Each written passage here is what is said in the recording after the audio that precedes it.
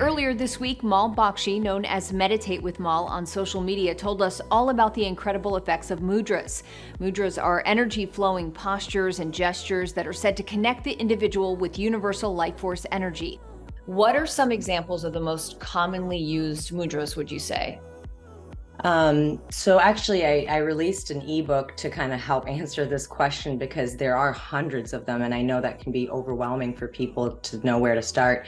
So there are five that I recommend most commonly, and I could go through them, but the one that I always ever tell everyone to start with is this one, because it's called Dhyana Mudra or Dhyani Mudra in Sanskrit, which translates to the gesture of meditative focus in one translation. So that's what it helps you do. It helps you enter into meditation. Being diagnosed with ADHD, I thought I could never meditate. I didn't think that that was a tool that was accessible to my mind.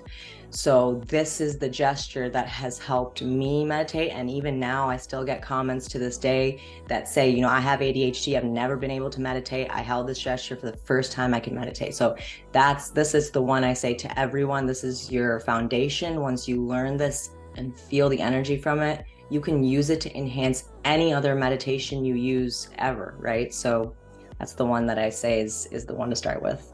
Well, today Mal is sharing what to expect when the postures are activated. Plus, she's opening up about the vision she experienced during a meditation that changed her life. This is Advocate Now.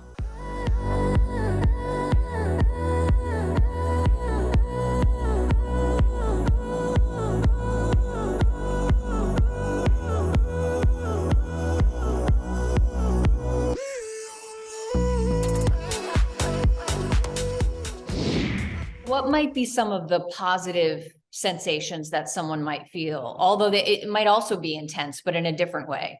Yes. So at the beginning, you asking about the activation of how Yeah. people know when it's activated. A lot of people ask me that. At the beginning, that's why I always encourage everyone to focus on the gesture itself, especially if you are neurodivergent and you have a mind that runs. I relate to that. So when you're just focusing on the gesture itself, you may begin to feel the gesture itself have some sort of sensation, like a pulsing or a magnetic feeling or heat, and you feel that sensation grow, and that's how you know it's active. It's a quite literal, visceral sensation that you can feel.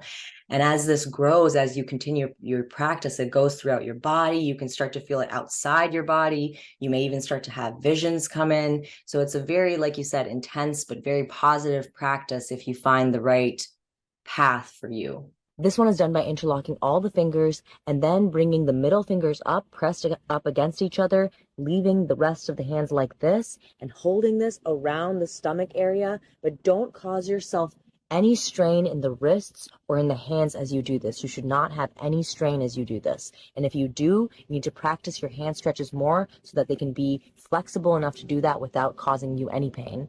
I want to talk about signs and synchronicities because you had a vision during COVID in which you saw yourself teaching mudras to millions of people. And as a result, you quit your corporate job, you followed that vision, which takes a lot of strength and courage to do. What gave you that courage and the knowing to do so? Yes. So in COVID, I think a lot of us were forced to look inwards because we had to. So my process of that looked like just meditating more often. I was already meditating. I had already been meditating for many, many years, but having the corporate job, I found it hard, or maybe didn't take it quite as seriously at the time. But since I had nothing else to do and all my thoughts were coming up, I started meditating very deeply, and with a particular mudra that's also in one of my first ebooks, because it's actually done very popular on TikTok as well. It's the mudra that Buddha used, and it's the one that I just was meditating with it one day, and I received the vision of this happening, and I was so overwhelmed by it. I'll be honest, I started crying, and I told my mother, I spoke to her about it because I'm very close with her.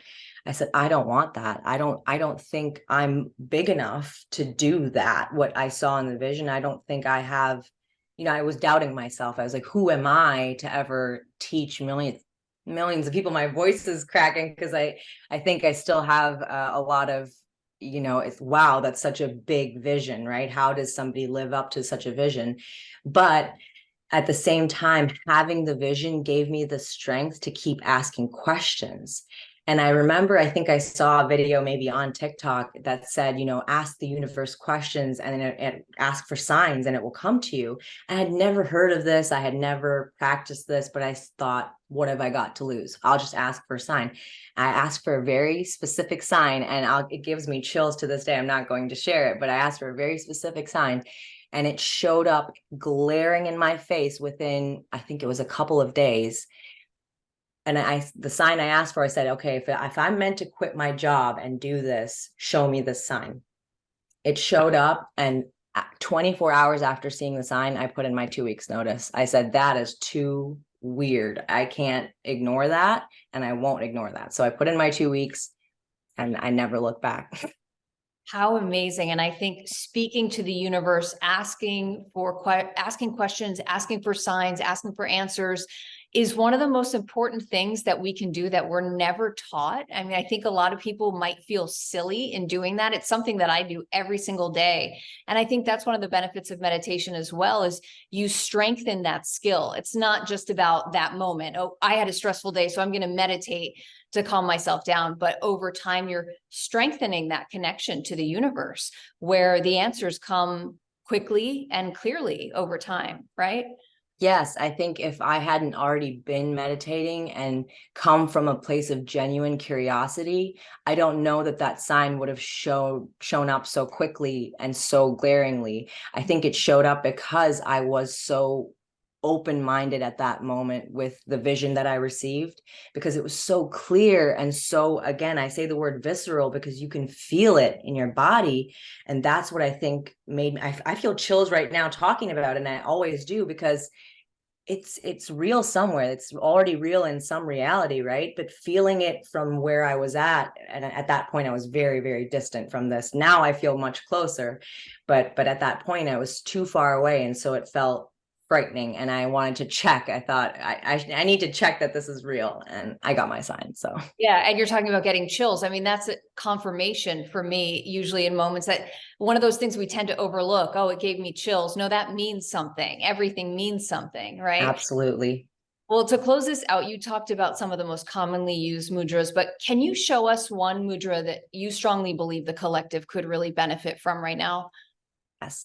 The one I mentioned that gave me that vision, I would, and it's already kind of gone a semi-viral on TikTok, because people in the comments, there's hundreds of comments in there that said, wow, the second I touched, because I guide you to do it in a certain way, right? It's not just about sitting down and doing the gesture. You have to calm your nervous system down, go through the process, follow the steps through it. And when you do that, a lot of people said the second I entered into the meditation, I felt something, and that was very intense. And some people even got visions.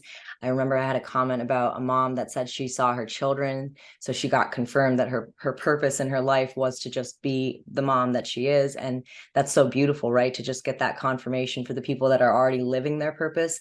And for people like me that were very, very, very distant from their purpose, they may receive a vision that provides them the path, right?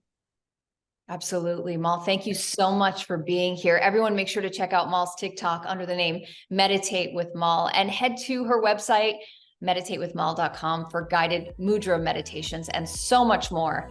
Thank you for spending some time with us today. Thank you so much, Sonia. I'm Sonia Baghdadi. Thanks for watching and advocating. For more stories and content like this, visit advocate.com and advocatechannel.com. Next week, Daphne Schmoen talks with us about Breaking the Lens, an initiative pushing for inclusivity in filmmaking. Why do you feel it's so important to support, gender diverse communities and also LGBTQ plus communities in the film industry? Well, it's critical. I mean, a lot of people don't realize that women are actually 51% of movie-going audiences. They did a recent survey, and so we're even more than half of the population. But it's just really important to see our stories told from our perspective on screen, and the same goes for LGBTQIA creatives and audiences.